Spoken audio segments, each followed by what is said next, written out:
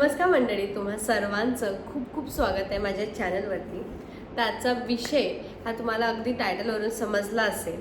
आपण बऱ्याचदा आपली स्किन जर सावळी पडलेली, थोडी काळवट झालेली, टॅनिंग आलं तर आपण खूप लवकर त्याची काळजी घेतो.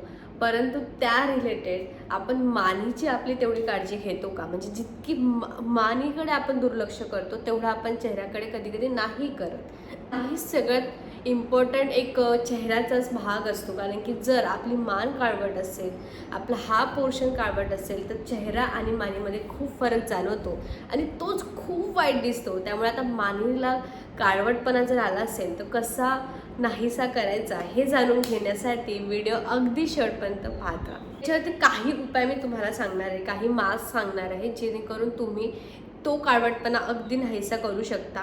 त्यापैकी तुम्हाला त्या कोणतं सुटेबल होतं, तुम्हाला कोणतं बॉडीला सूट होतं किंवा तुम्हाला कोणतं कन्व्हिनियंट आहे हे तुम्ही तुमच्या नुसार निवडू शकता. पण त्याच्यातला पहिला मास्क मी तुम्हाला सांगते आहे तो म्हणजे तुम्हाला बटाट्याचा रस आणि त्यामध्ये बेसन हे मिक्स करायचं आहे.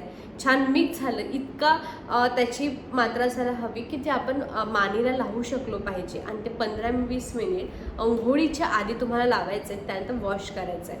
बटाट्याच्या रसमध्ये ऑलरेडी अँटीऑक्सिडंट असतं आणि जे टॅनिंग रिमूव्ह करण्यासाठी बटाटा खूप युजफुल असतो आणि बेसन तर आपण स्क्रब म्हणून लहानपणापासून वापरत आलेलो आहे. त्यामुळे ह्या दोन्ही गोष्टी तुमच्या मानेवरचं टॅनिंग कमी करण्यासाठी किंवा खूपच आता काळवट मान झालेली आहे ती कमी करण्यासाठी खूप युजफुल आहे. तर दुसरा मास्क जो मी तुम्हाला सांगते आहे तो मुलतानी माती तुम्हाला घ्यायची आहे. साधारण 2 किंवा 3 चम्मच तुम्ही घेतलेलं तरी चालेल. त्यामध्ये दही, 2-3 थेंब निंबूचा रस आणि चम्मच बेसन हे मिक्स करायचं आहे. मी तुम्हाला पुन्हा सांगते, मुलतानी माती 2 किंवा 3 चम्मच आणि हाफ चम्मच बेसन घ्यायचं आहे. त्यामध्ये 2-3 थेंब निंबूचा रस टाकायचा आणि दही, याला पेस्ट बनवायची छान आणि ती तुम्ही मानेला लावू शकता. साधारण ही पण तुम्ही अंघोळीच्या आधी ठेवा, 15-20 मिनिट ठेवायची आणि मग मान स्वच्छ पाण्याने, एकदम स्वच्छ थंड पाण्याने, म्हणजे नॉर्मल टेम्परेचरच्या पाण्याने तुम्हाला धुवायची आहे. याने तुमचा काळवटपणा किंवा रॅशेस कधी कधी येतात, म्हणजे काळवट रॅशेस आलेले असतात किंवा खूप टॅनिंग आलेले असते, हे सगळ्यात लवकर कमी होतं. हा मास्क तुम्ही नक्की यूज करा. एक जो मास्क मी तुम्हाला सांगते आहे तो ॲक्च्युलीमध्ये तुम्ही चेहऱ्याला सुद्धा लावू शकता किंवा कोणताही मास्क तुम्ही चेहऱ्याला लावू शकता, पण हा मास्क खूप युजफुल आहे.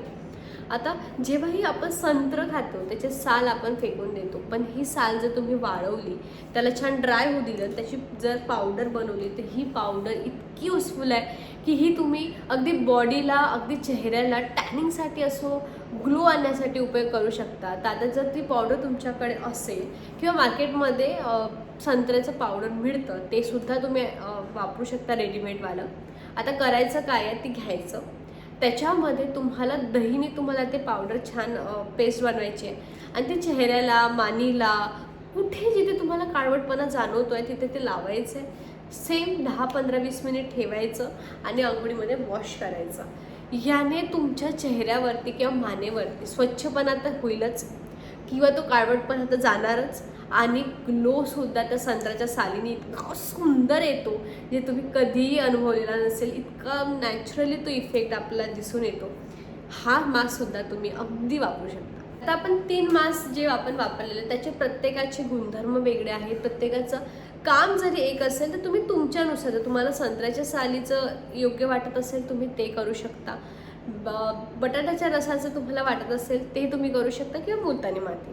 आता यामध्ये सगळ्यात मेन आहे की या तिन्ही मास्क नंतर बाहेर पडायच्या आधी किंवा घरातसुद्धा जर तुम्ही सनस्क्रीन वापरत नसाल तर हे मास्क काम केल्यानंतरही पुन्हा तीच गती येईल, कारण की आपण सनस्क्रीननी प्रोटेक्ट नसेल केलं.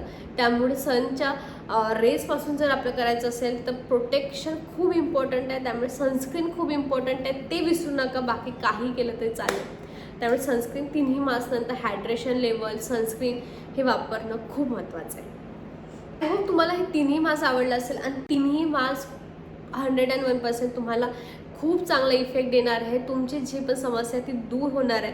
यापैकी कोणताही जरी मास्क तुम्ही वापरला तर मला कमेंटमध्ये नक्की सांगा, किंवा तुम्हाला आणखी काही प्रॉब्लेम असतील तर ते सुद्धा तुम्ही मला कमेंटमध्ये सांगू शकता.